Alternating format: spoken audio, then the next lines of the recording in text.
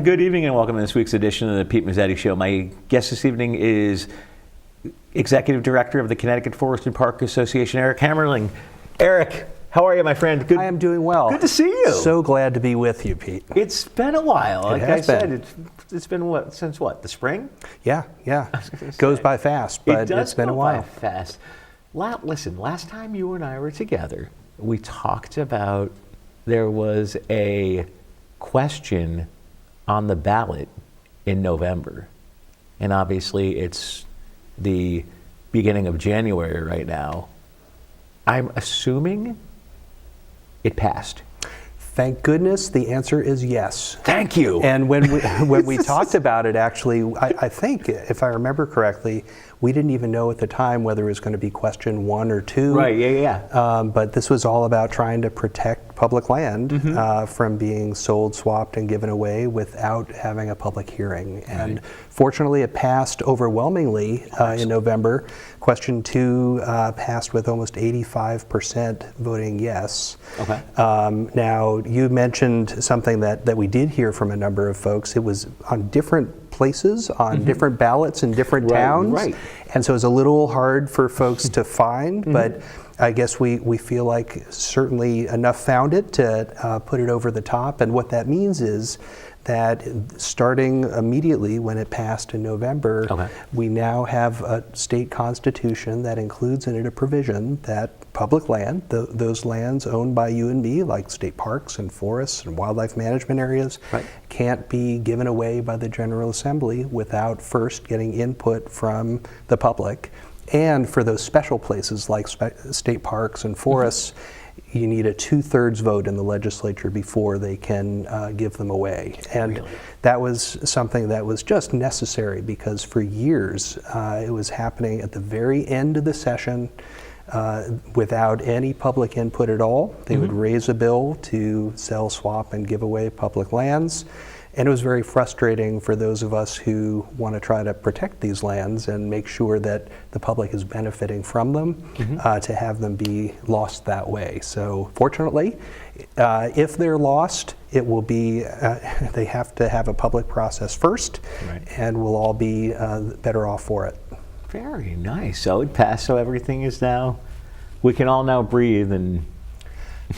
Well, I would say, it's funny. I would say the public lands can breathe a little bit, but we can't because all this does is require there be a public hearing, but we have to show up at the public hearing. We have to provide that input. So that's something we're going to be paying very close attention to and make sure that people are always aware when public lands are being proposed for, being sold, swapped, or given away. Exactly. So what else, since last time you and I were together, what have you guys been up to? Yeah, there's actually 2018, looking back at this last year, was pretty incredible in terms of outdoor recreation. My organization is very much into connecting people to the outdoors to protect forests, parks, open spaces, walking trails. And actually the new program called the Passport to the Parks started up in 2018. And that program is funded by $10 that we all pay when we register or re-register our vehicles at the Department of Motor Vehicles. And that goes to ensure that all of the state parks are open for free. So when you go to those entrance gates, you don't have to pull out your wads of money anymore. I mean, it would cost you, in the past, for just one visit to Hammonasset, $13 on a weekend. Now you get in for free because you've given that $10 contribution to the parks. And we were excited this year to see that they had over a 10% increase in attendance at the parks, and they were able to generate some funding to help maintain them. So it was really a great program that started this past year. Another thing that was really exciting this last year is they approved in the General Assembly bonding for the Recreational Trails and Greenways program, which means that all of the land trusts and municipalities and water companies that have trails were able to get some funding to be able to create new trails and maintain trails and put in bridges and respond to things like these major storms that hit us in 2018 as well. A lot of people are familiar with what happened at places like Sleeping Giant State Park, right? Not a microburst, a macroburst hit there. And it takes a lot of resources to try to make sure to recover those places so that people can go out and enjoy them. And we were fortunate to be, some of the people who were going out there and trying to reopen trails for the public.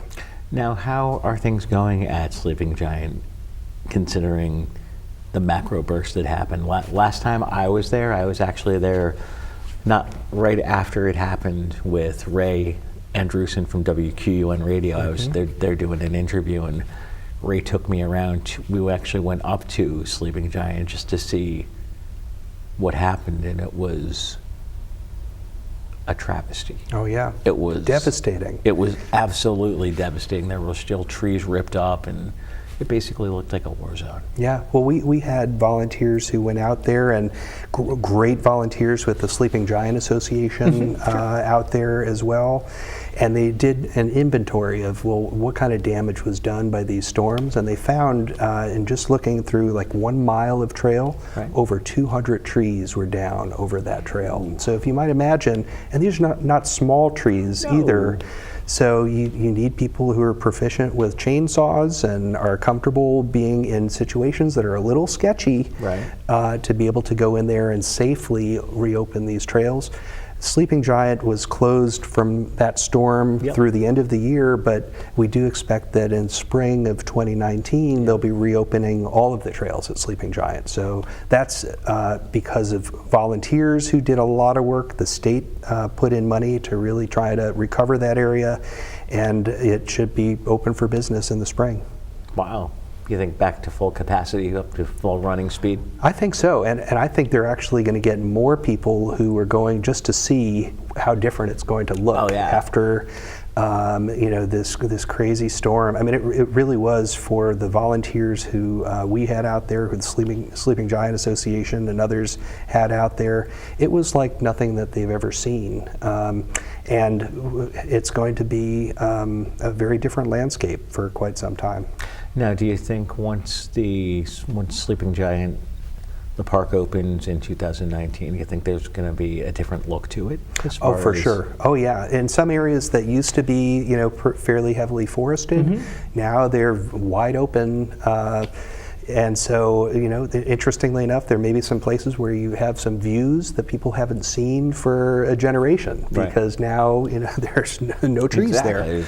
But also, those are the places that on a hot day you're going to wish there are trees around to give you some shade. So it's going to be a very different place. And I personally, I've only seen it from afar. I can't wait to get out and explore there. So, and I think a lot of people are going to feel that way too. It's going to be great when it finally does open. Absolutely. So what else is going on with the Connecticut Forest and Park Association? Well, this is the beginning of the legislative session, and we're always thinking about what's going to happen this year. Because especially we have a new governor. Absolutely, right. New governor, a new commissioner of the Department of Energy and Environmental Protection, Katie Dykes, who was recently announced.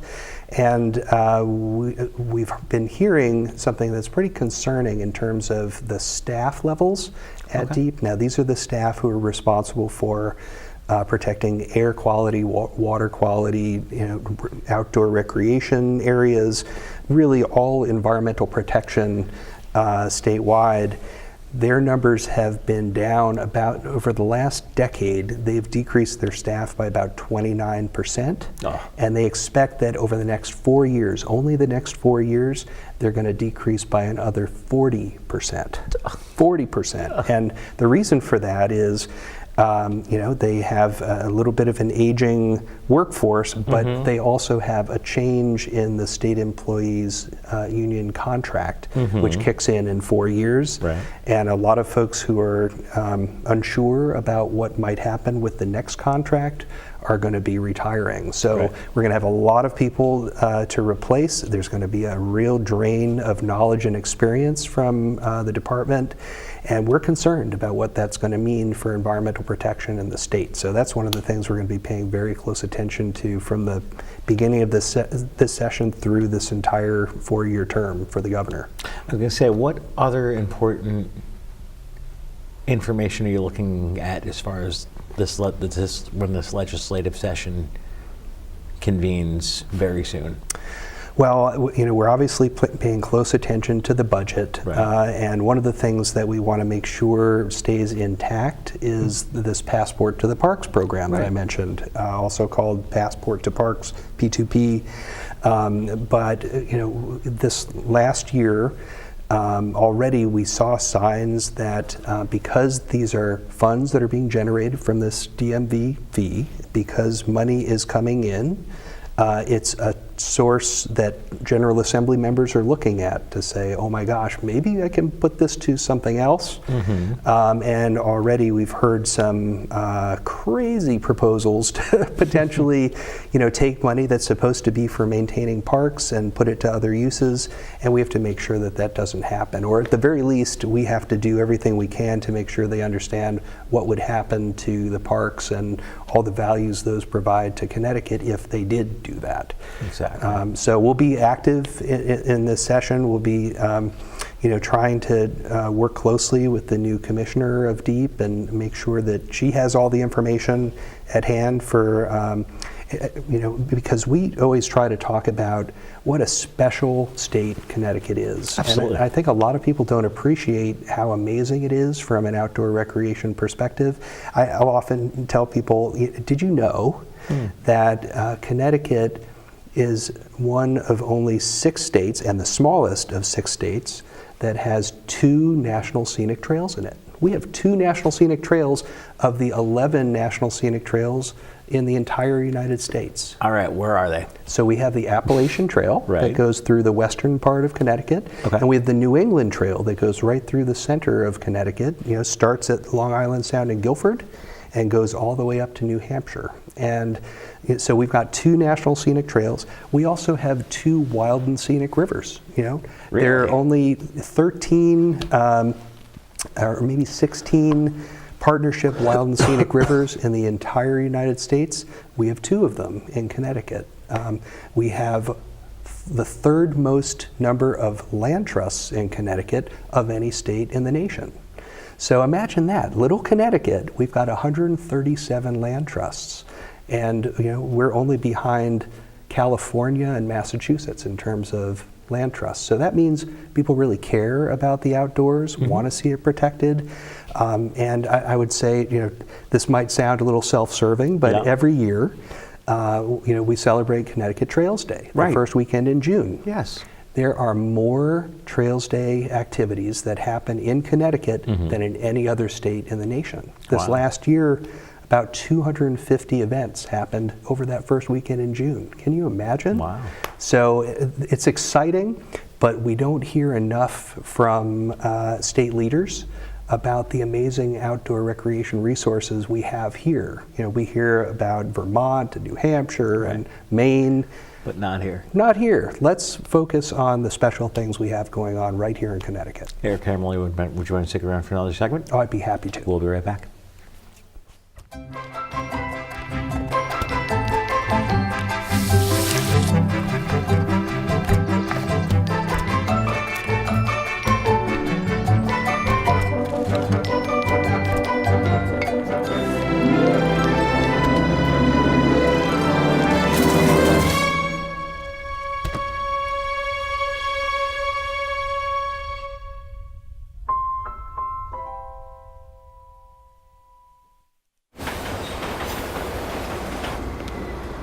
Attention travelers, next Tuesday a major power outage will cause complete chaos throughout the city. Water, phone, and internet service will be in short supply. There will likely be panic citywide. Stand clear of the closing doors, please. Disasters don't plan ahead. You can. Talk to your loved ones about how you're going to be ready in an emergency. Don't wait. Communicate.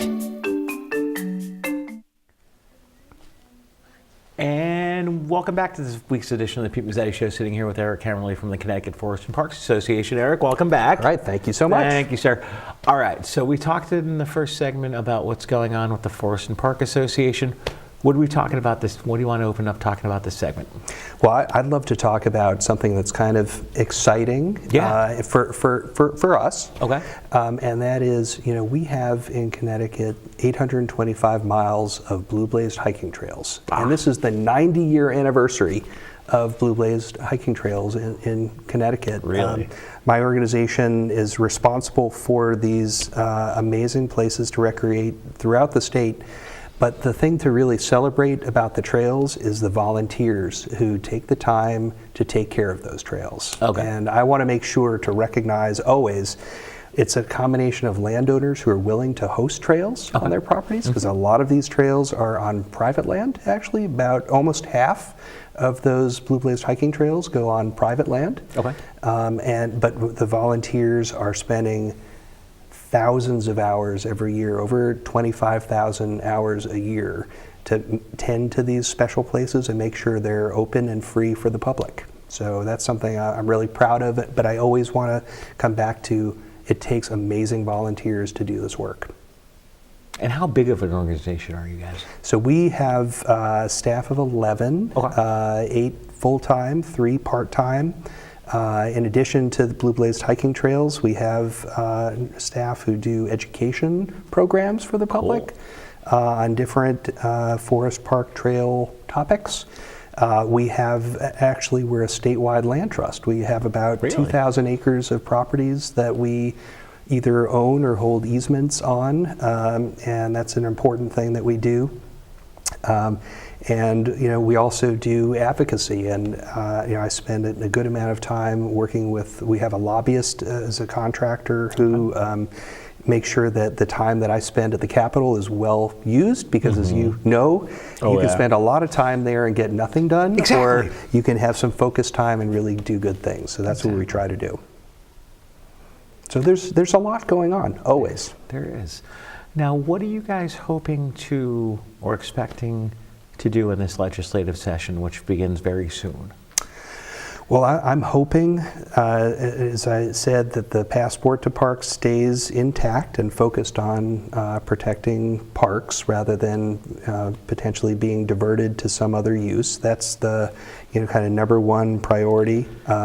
We also want to make sure that there is bonding for recreational trails and greenways that's renewed.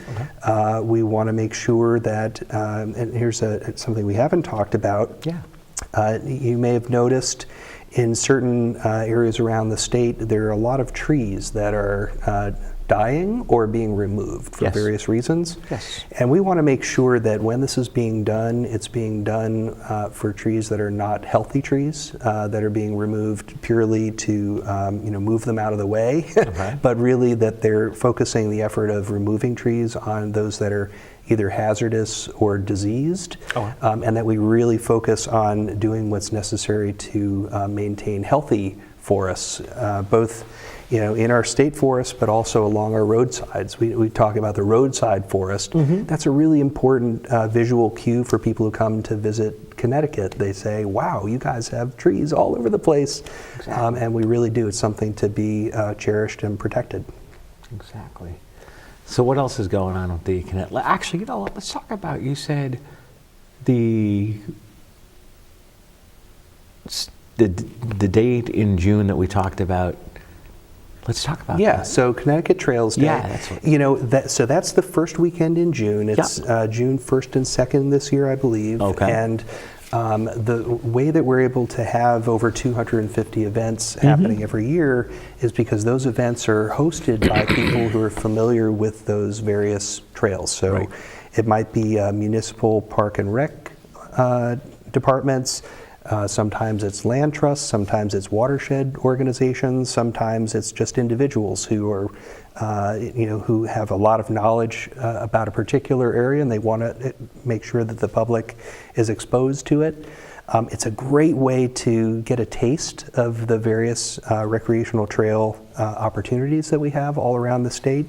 And I would encourage people to just take a look, even if you're not even in Connecticut on that weekend. Let's say you're on vacation somewhere, you should have, after Trails Day weekend, over 250 ideas of places where you can go to have a great time outdoors. Absolutely. So that's something that we publicize every year, and really we're proud, again, to have the most events happening in Connecticut of any state in the nation, and it's not even close. The closest state to Connecticut, and we have over 250 events, recently was 120 events. That was in, I think, Pennsylvania. Okay. So, hey, we're a small state, but we pack a real punch. Exactly. Let's talk about the state parks and how important they are. Oh yeah, well, it depends what you're looking for in state parks, but they certainly have, incredible economic benefits to the state. Absolutely. One thing that was done a few years ago, UConn did an economic benefits study of the state parks, and they found that every year, state parks provide over $1 billion in revenues to the state of Connecticut. And this is not just the fees that people were paying at the gates. This is the impact that they have on communities, drawing people to local restaurants and having the values of homes in proximity to state parks be more valuable, in addition to over 9,000 private sector jobs being supported by state parks being there. Outdoor recreation is actually one of the largest industries in Connecticut, and last year outdoor recreation brought over $9 billion of revenues to the state, almost 70,000 jobs supported by outdoor recreation in Connecticut. So these are some big numbers and big reasons why we want to have well-maintained parks and places for people to go. We're so fortunate to have within 15 minutes of every resident of the state, either a park, a forest, a wildlife management area, or other public land where people can go to recreate. People don't always know where those places are, and I think we can do a better job of having a map of all of these places that people can easily access. But once you get out to them, and when you've been to a beautiful place, everything changes. You get away from the hustle and bustle of the daily grind, right? And it really helps to restore your spirit. It's good for your health, being active in the outdoors. And so, for all those reasons, I would say parks are one of those special places we need to protect. Exactly. What types of information can people find on your website? So if they're interested in any of the Blue Blazed hiking trails, we actually have an interactive map that folks can see where all of the trailheads are, get driving directions to those trailheads. And also, if they're interested in any of our programs, from advocacy to land conservation to trails to education, there's a lot of information on that, as well as some historic information. Because CFPA is actually the oldest conservation organization in the state. We're celebrating now 124 years of being in existence. So we're one of the oldest conservation groups anywhere in the country. 1895 was when we came into being, and before there were state parks or forests or all these special places. So there's a lot that you can find there, but of course we encourage people to stop by and visit us, or stop by our office in Middlefield, or give us a call on the phone, or send us an email. We're always looking for input. I was going to say, website. What is it? So our website is www.ctwoodlands.org. All right. And woodlands are those forests that we have all around the state. Exactly. So it's easy to find. Exactly. Now, how much fun is the weekend in June? Oh, it's a lot of fun. I always try, and your viewers can't see this, but my son is here in the studio tonight, and I always try to, on Trails Day, take him out to at least 3 or 4 events on a weekend. It's a great way to not only see some new places that you've never been before, but also be with people who really care about those places and are knowledgeable about those places, so you always learn something. Oh yeah. And there's always something to do. There's always something. And especially once the winter is over and everybody gets spring fever. I want to get out of the house. I want to get it out of the house. Yeah, absolutely. Yeah, and like I said, I mean, there's all the things that are going on that weekend. Obviously, you can only go to probably maximum 4 or 5 events on that weekend, but you have that whole list of different places where you can go back to and explore throughout the year. So we would encourage people to either go out then or follow up. I was going to say, and where can people get a copy of that list on your website? Yeah, actually, on the website, we'll have information on every single event with driving directions to them, information on, often the leaders of the events will want to know how many people are coming, so you can actually sign up for the events online and then get updates as the event draws closer. And yeah, the website's very functional and easy to use, and it's a great asset. It does. It seems like an awesome asset. And we've got a little bit more time left, but if you're out hiking on one of your trails, obviously the most important thing that you tell people is carry your phone just in case you get lost. You want to have your phone, you want to have water, you want to tell people where you're going. Yes. There are all those things, you want to wear good, comfortable shoes. I mean, all the things that you can imagine. But a lot of it is just being prepared and being smart out there. Every now and then people do get lost. And so we want to make sure that you have all the things you need to be able to get to safety. Cool. Eric Hammerly from the Connecticut Forest and Park Association. Thanks for coming down. We'll see you again soon. Thank you, Pete. On behalf of Eric, I'm Pete Mezzetti. Thanks, good night, and we'll see you next time.